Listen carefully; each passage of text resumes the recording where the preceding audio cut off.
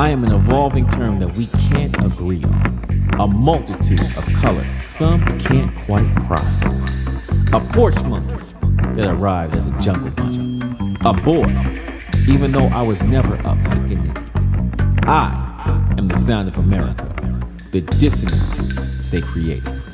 I am a black American, colored by America's ineptitude. I am an African American, struggling with my allegiance to the motherland. I am an evolving light, living under the shade of our ancestors. I am your American Negro.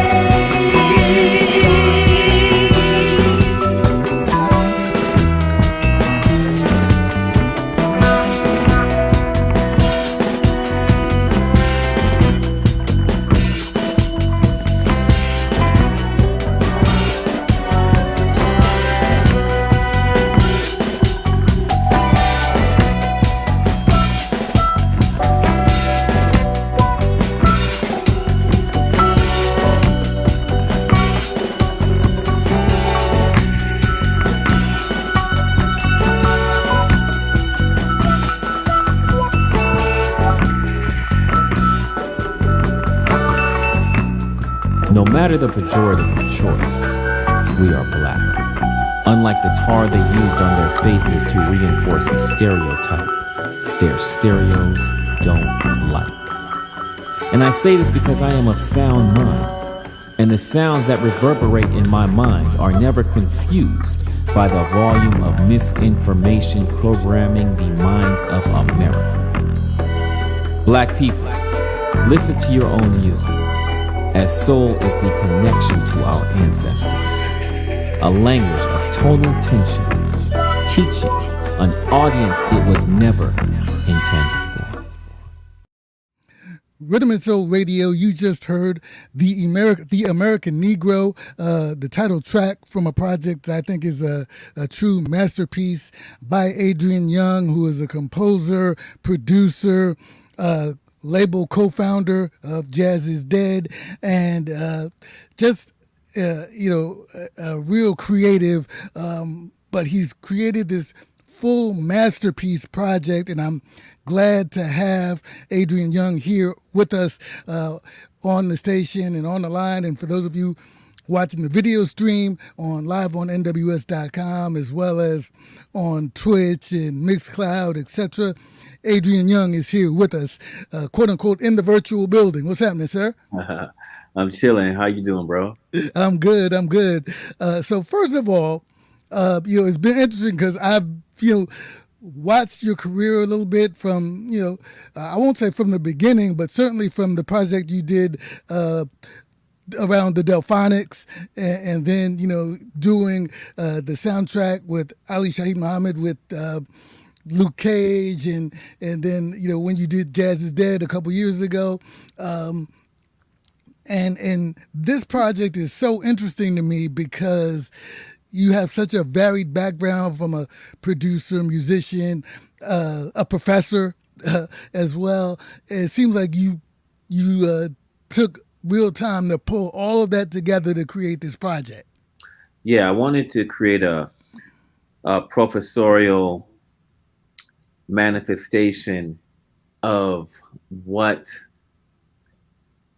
conscious music should sound like today for today. I wanted to create something that better conceptualized the notion of racism and bigotry, and in addition, how our history wasn't actually taught to us.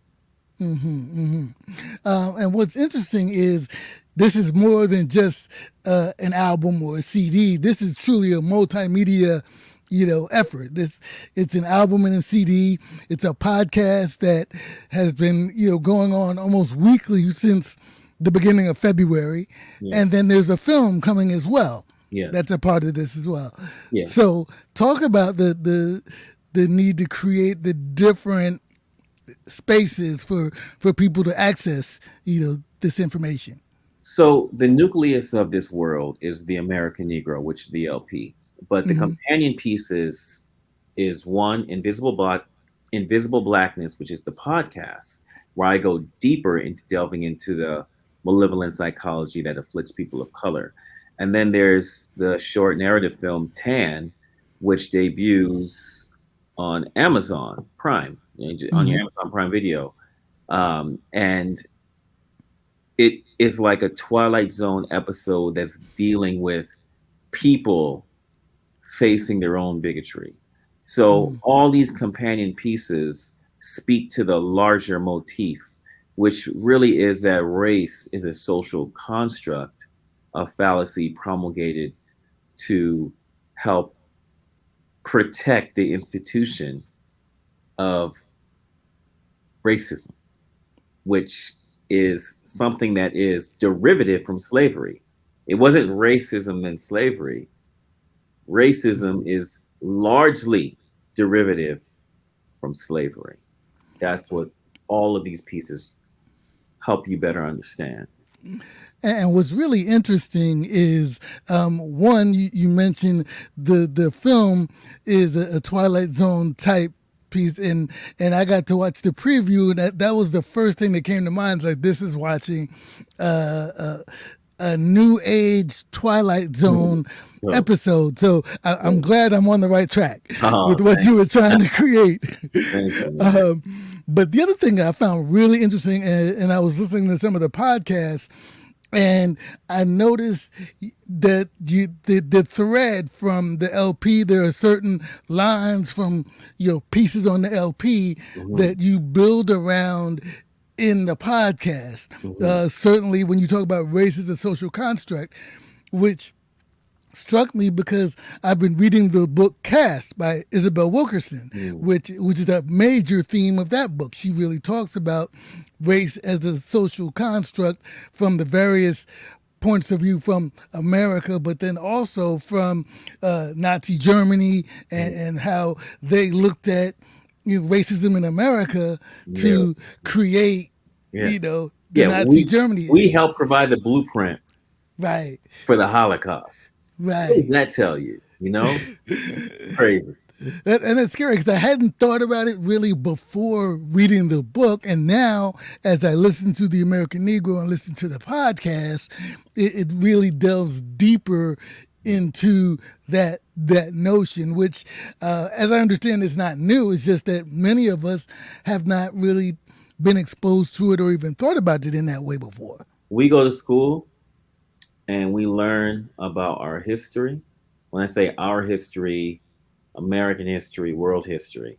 So in a book that could be 800 pages, you got a paragraph on slavery. Mm-hmm. You got a page on civil rights, you know? But then you'll have a whole chapter on Abraham Lincoln. But that chapter is not going to tell you that Abraham Lincoln did not look at black people as his equal. It's not going to tell you about the quotes where Abraham Lincoln was very much discussing the concept of sending black people back to Africa. It doesn't talk Mm-hmm. about the fact that when Lincoln created the Emancipation Proclamation before the 13th Amendment, that was a military move to destabilize the South because they wanted the South to be part of the Union with the North.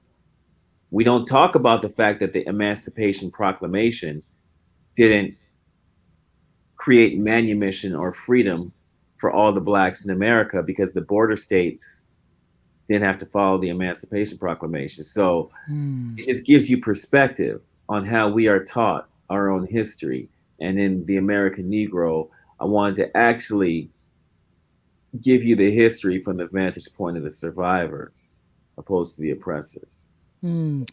Rhythm and Soul Radio, we are talking with multi-instrumentalist, composer, producer Adrian Younge. His new project is The American Negro. It is a multimedia project, a CD, weekly podcast, as well as a film that will be available on Amazon Prime. And, you know, it's interesting. We're in this space as we're in 2021, and after everything we saw in 2020, one of the things that we've kind of seen a lot more is somewhat of a shift in music in terms of being more conscious or getting back to one of the things I've had conversations with some of the hip hop pioneers about is the balance in music. So well, years ago you had an NWA, but you also had a Public Enemy. So at least there was a balance. Yeah, Whereas, more recently, with the trap music and everything, the balance kind of was lost a little bit. But it seems like that balance is coming back. And, this project is a I'm going to say a slap in the face, but it's like the additional cold water, the additional push off the cliff, hopefully, for artists to kind of and people who are listening to kind of really examine what they're listening to and how they're listening to it. And I wanted to, one of the most beautiful things about the American Negro, the song itself, is when you say black people listen to your own music as soul is a connection to your ancestors. yeah, And that in itself is just such an embodiment of where we have been in our music and where we need to be. yeah. I mean, what that really means is that I'm a firm believer in understanding our heritage and us being of that African diaspora. Traditionally, we didn't have the same kind of written history that Western society had. Our history was passed down orally. And with that concept, I love to say that the fact that our music has soul is our ancestors speaking through us. Like it's as if we're born with soul, we're born with this syncopation, we're born with this rhythm, and it's us having our ancestors speak through us. So that's what I meant in that phrase. That is awesome. I mean, there are so many different nuggets throughout the American Negro. There's a lot of spoken word in it as well. It's Yes. I would almost half the tracks are spoken word tracks that Yeah. set up the next area. It's almost to a degree like kind of like a radio drama. Yeah. Just listening to the LP Yeah. before you even get to the podcast. Yeah, So tell me how in terms of conceptualizing this and then bringing it to fruition. What was the process for this in terms of from how long did the process take, or what was it? The LP first, was it all together? Like you said, this is the way you want to do it with all three elements, or was it one built onto the next as you kind of got deeper and deeper into it? With this project, the message is more important than the music. The music merely provides a score to the message. It's a drama, just like you said. So I created this album understanding that the context was going to be the bedrock for everything to stand on. So I had to make a clear choice in having that much dialogue on an album. But I said, you know what? If I'm ever going to do it, this is the album to do it. And plus, when people create albums where they're talking about our injustice, when they're talking about discrimination, when they're talking about equal rights, most of it is done just lyrically on a song. But I figured that if I could contextualize it as if I'm just a professor and my students are listening to me in class, and combine that with the score, it could resonate on a whole new level. And with the podcast Invisible Blackness, I wanted to take that a step further, where it's literally classes in session, as if I'm teaching my students, and I'm talking about the legal ramifications of the Black codes and the Jim Crow laws, and the psychological ramifications of us being in bondage, and posterity, the concept of survival. And I also truncated that into the film Tan. So when you are able to watch or listen to these three companion pieces together, the kind of knowledge that you would gain is immense, because this is years of me studying the subjects. This is in law school. This is me as a musician. It's just so much of myself in these combined forms to just better teach the value of you and the value that we are just human beings and we just gotta love each other, Absolutely, absolutely. There's so much more to share, so I want to get into a little bit more of the music and come back and talk more about the podcast and how you set that up, and as well as the film. So we're gonna take a listen to "Revolutionize," which is that the next quote unquote single from the album? Yes, exactly. Okay, so the next single from the album, The American Negro, Revolutionize. We're going to come back and talk more with Adrian Younge right here on Rhythm and Soul Radio.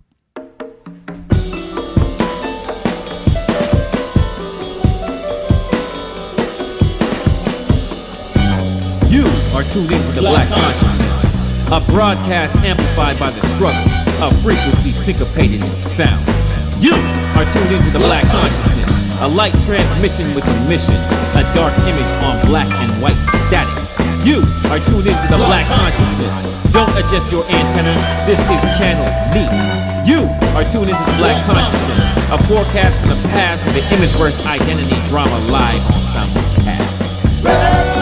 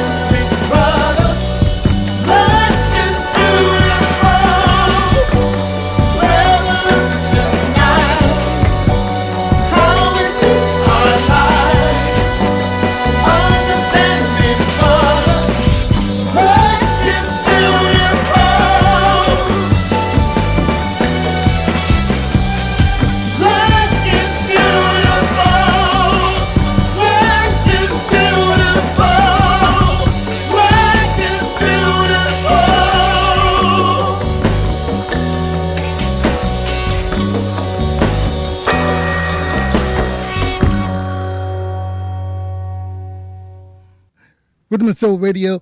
Marco Noble's here. You just heard Revolutionize. We are talking with Adrian Younge, whose new project, The American Negro, is a multimedia project. As I say, is a true masterpiece.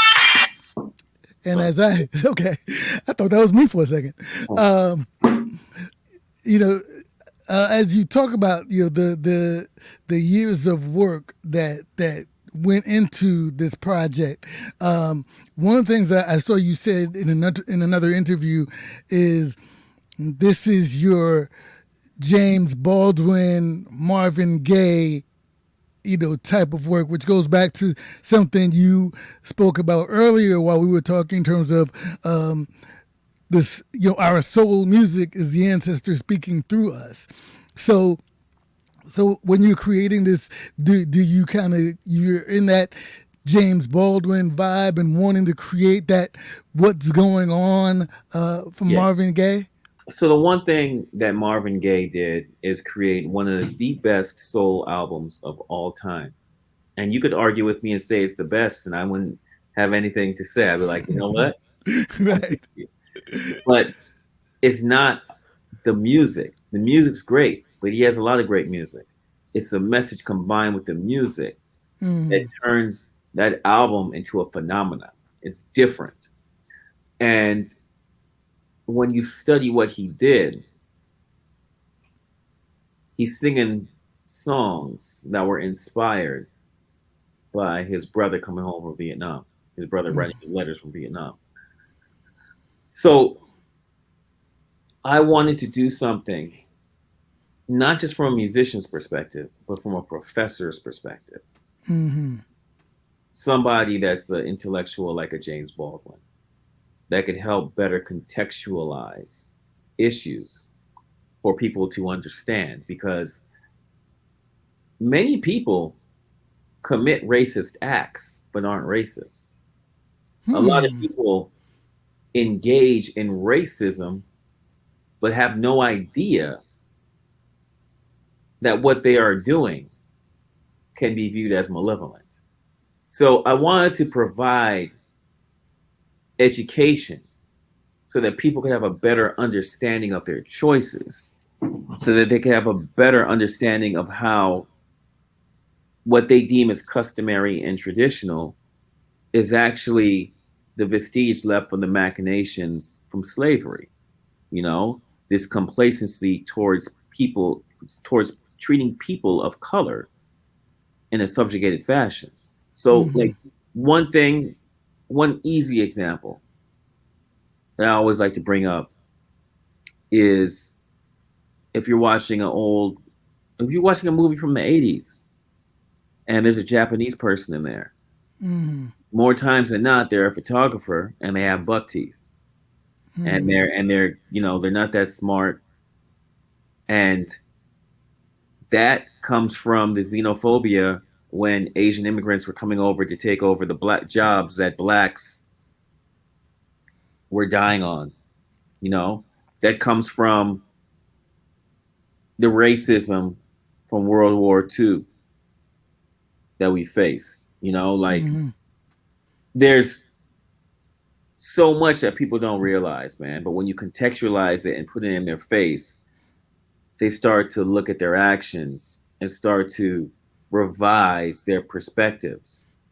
We all had to do this as we grew up, because we're watching Looney Tune cartoons, we're watching Sambo, we're watching these depictions of black people in the jungle on these black and white cartoons, and we didn't realize they're racist.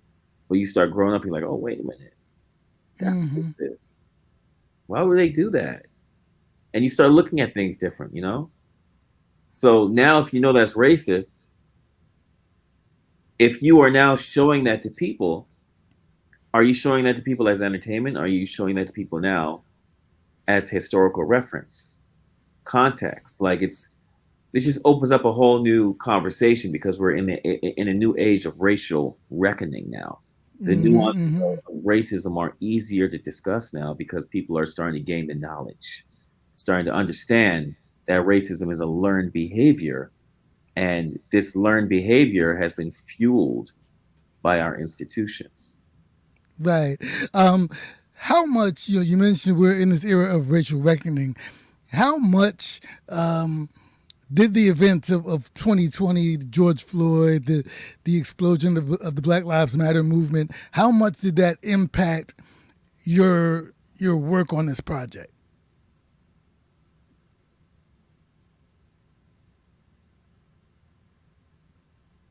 It impacted the work of this project because I knew it would happen. So the majority of this album was created before, like as far as the music was most of it was all written before George Floyd even happened. So when it happened, it was like, dude, I knew this would happen. Also, this was written before that happened. At the end of my album, I say, sadly, this album will never be out of date, but I know the universal Right. language of sound will reverberate beyond my years. I knew stuff like this would happen because it's been happening. It's cyclical. And the sad thing is that this stuff's going to happen again. So all that just fueled my desire to get this album out and to do so much press on this album to encourage people to talk about these issues so that they could better raise their children so we could have a better future, you know? Right, right. So, the Soul Radio, we are talking with Adrian Younge, who is a master composer, arranger, producer, and has created the project The American Negro, which is available now anywhere you can download your music. As well as the podcast Invisible Blackness and the film the American Negro, which will be on Amazon Prime.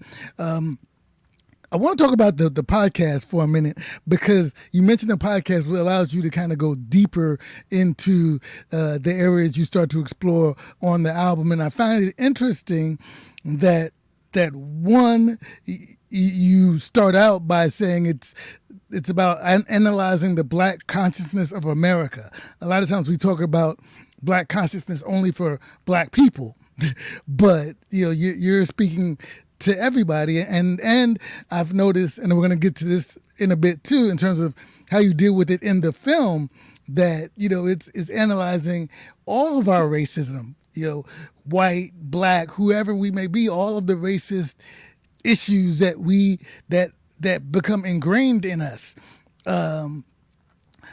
So talk about that and some of the people, because you go from talking about white privilege to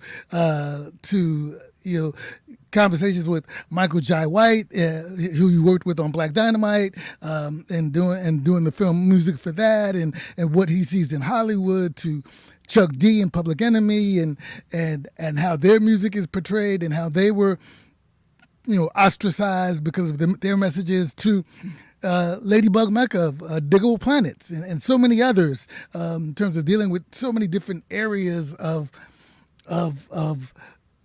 the racism that we have to deal with.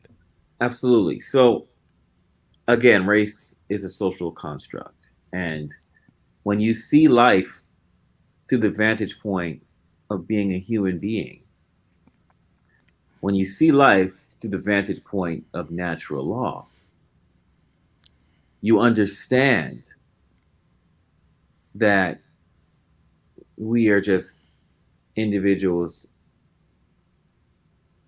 that are part of a larger community. And we sign the social contract where we limit certain rights in order to boost those human rights, in order to maintain those human rights that let us live. Everything our nations were built on, and I'm referring to capitalism, is against this concept, because capitalism puts money first before people. And when it comes to slavery, you can look at capitalism as a drug trade, because we're the property that is used to manufacture the drugs that's being sold around the world in the transatlantic slave trade. So I say this all to say, when you understand how this all works, you can no longer say that racism doesn't exist anymore because there's no more slavery, or racism doesn't exist because we had affirmative action or the Civil Rights Act, or there's no segregation. You can't say that because you're not talking about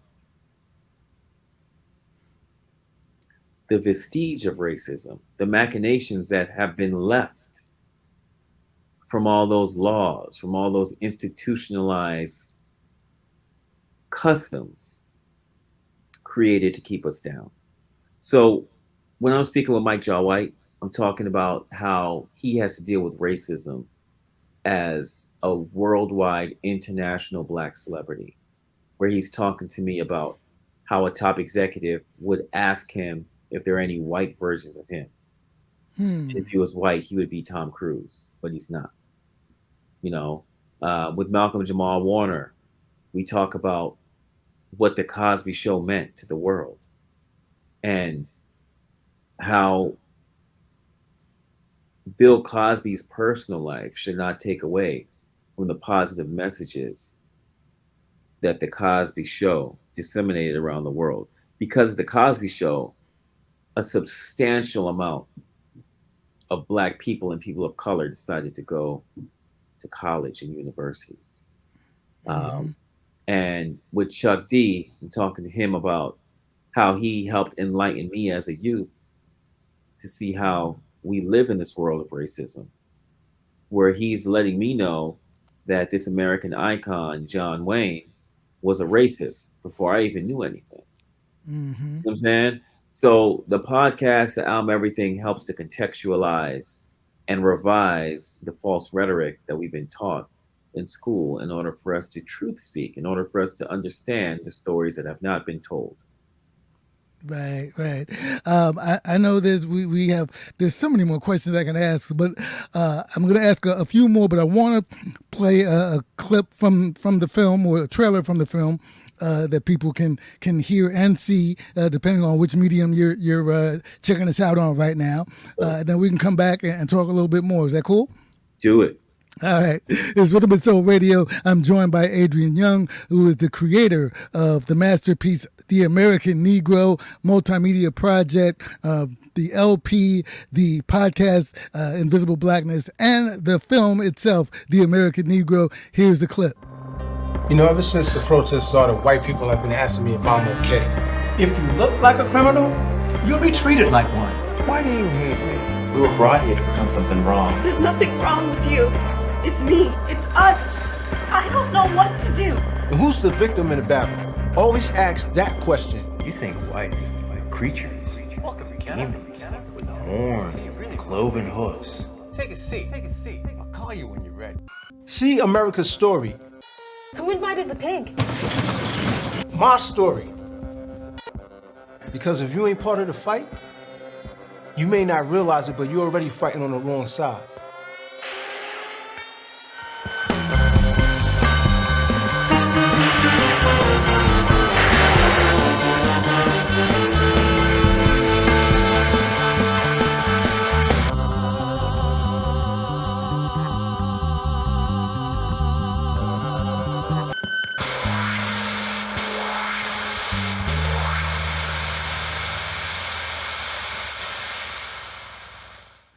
Rhythm and Soul Radio. That was a trailer for the film, The American Negro. I'm joined by Adrian Younge, who is the creator of the multimedia project. And we talked early on about the film and creating it in a Twilight Zone type of scenario. So now the film has not officially debuted yet, but it is coming very soon, if I'm not mistaken. Yeah, comes out this week. Okay, so this week on Amazon Prime. Yeah.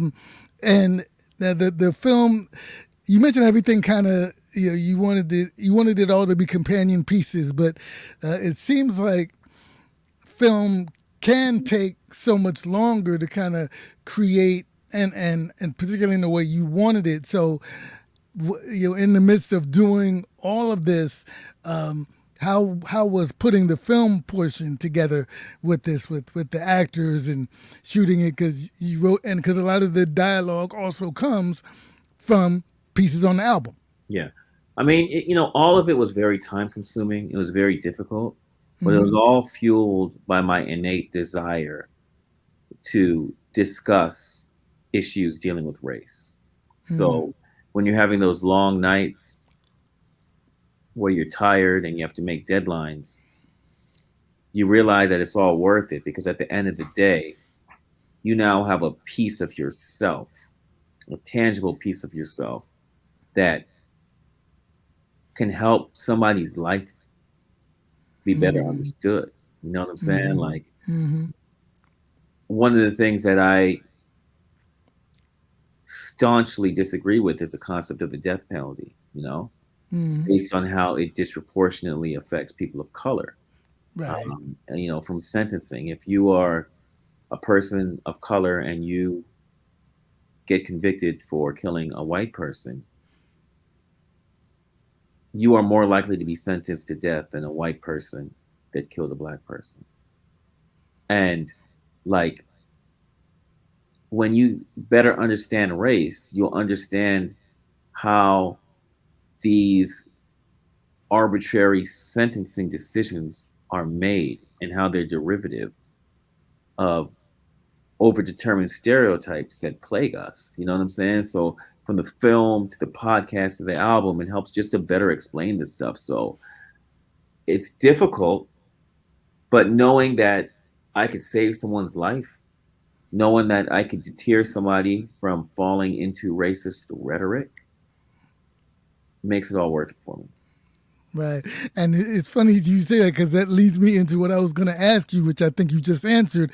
But for a project like this, a lot of times, artists will, may define success of a project by a certain number of sales or awards or whatever it may be. But is there a way to define the success of a project like this? The only way to define the success of this project is by the stories, right? Let's say I get a Grammy. Let's say I go platinum. It'll mean nothing to me, man. It's about whether people actually listen to the message.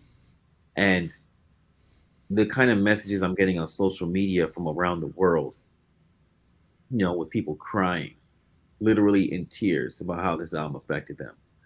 How the other companion pieces affected them. That is my real barometer for success. How long that happens and to what degree that happens. So that's how I measure success here. Excellent. You talked about the amount of time and the sleepless nights it takes to put this together.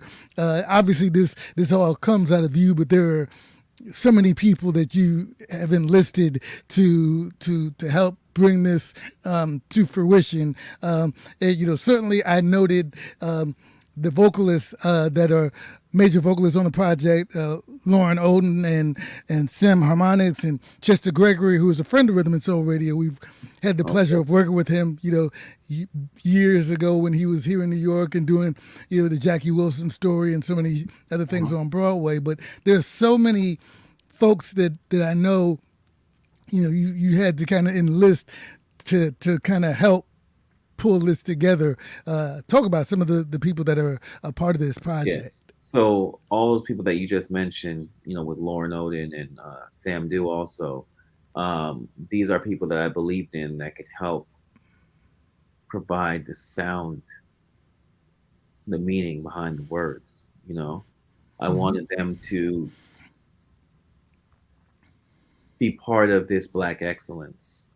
I wanted them to be part of a message that's going to live beyond our years. You know what I'm saying? Mm-hmm. So like, they're not just singers to me. They're beacons. They're helping us to tell people again, that we're here because of racism. We're in this position that we are because of racism. And racism is a learned behavior. It's something that can be fixed as long as we tap into our human side. And that's what they brought to this album, that human side, that soul. Mm-hmm. Mm-hmm. Um, you mentioned, hearing the stories of people as they listen to this album and consume this project in its various forms. How can people, share those stories, whether it's on social media with you or what have you? Because obviously, usually we say, how do people connect with you on social media? But in this case, it's even more important for people to be able to share with you what they're feeling. Yeah. So whether it's Twitter or Yeah. Instagram or whatever it is. Literally, they just searched my name, Adrian Younge. So that's ADrianYounge. So it's Young with an E. So Mhm. Adrian Young with an E. And that's on Instagram, that's on Twitter, that's on Facebook. Just find me, I'll talk to you. It's like about the engagement. Excellent, excellent. And the last thing before I let you go, which will lead me into the song we're going to close with, which is "Light on the Horizon." With this project, what as you kind of go through this, well, there's two questions. One, is there anything that you've learned going through this process, whether it's doing the podcast and talking to different folks, or whether it's in some of the engagement you've had with people who've listened to the to the album or checked out the podcast? Is there anything? What have you learned in this process? I never knew that I knew that there were a lot of white people that were complacent to the issues of black people. And I'm not talking about racist white people. I'm talking about white people that I consider my friends, that I Mm, still consider my friends. Um, when they saw me on my album cover being hung, a few of them told me they were in tears because I'm their friend and they don't look at me as somebody that could be victimized by police brutality or targeted without judicial reprisals. And when I look at them, these people that are close to me, these good people, very pure people, it made me realize that I helped to open up their eyes to what we have to deal with. And it's a beautiful thing. You know what I'm saying? And like now we could have conversations that we weren't discussing before because I didn't realize that there was a void with some of them. And like I mm, said, these are not people that have a bad bone in their body or racist. They just don't understand the gravity. They don't understand that my mom would be afraid when I'd go out in the evening because she didn't know if I'd be a victim of police brutality. mm. Wow. And then the last question was, what I was going to start with was uh, the track "Light on the Horizon." What do you see as the light on the horizon? The light on the horizon is us being able to see each other for who we are and not because of our skin color. And with every decade, we're getting better and better and better at doing that. I'm a very optimistic person when it comes to life because I feel that love always wins at the end. And that's my love. That's my light on the horizon. The fact that we could all just love each other and see past race. Awesome. Rhythm and Soul Radio, we've been talking with Adrian Younge, composer, arranger, producer. He has created the project, the American Negro Multimedia Project. The LP, CDs available everywhere where you can download music. The podcast Invisible Blackness is available. Was it iTunes, Spotify, all that? The podcast's on Amazon, and then Amazon. Amazon Music, and then the film is on Amazon Prime Video. Okay, excellent. And the podcast is still going on. Oh yeah, as we go. absolutely, Okay? absolutely. Many special guests coming up that I can't announce yet, but yes, it's gonna be going on for a while. Excellent. So certainly get the LP, subscribe to check out the podcast. Make sure that you look for the film, The American Negro, on Amazon Prime. Adrian Younge, thank you so much for taking the time and talking with us. There's so many more questions I would want to ask and talk about, throughout this project. I'm a big fan of this project and a bigger fan of you because of this project. So thank you. Thank you, Marco, and thank you for helping me spread our message. Absolutely. It's Rhythm and Soul Radio, Light on the Horizon from The American Negro by Adrian Younge.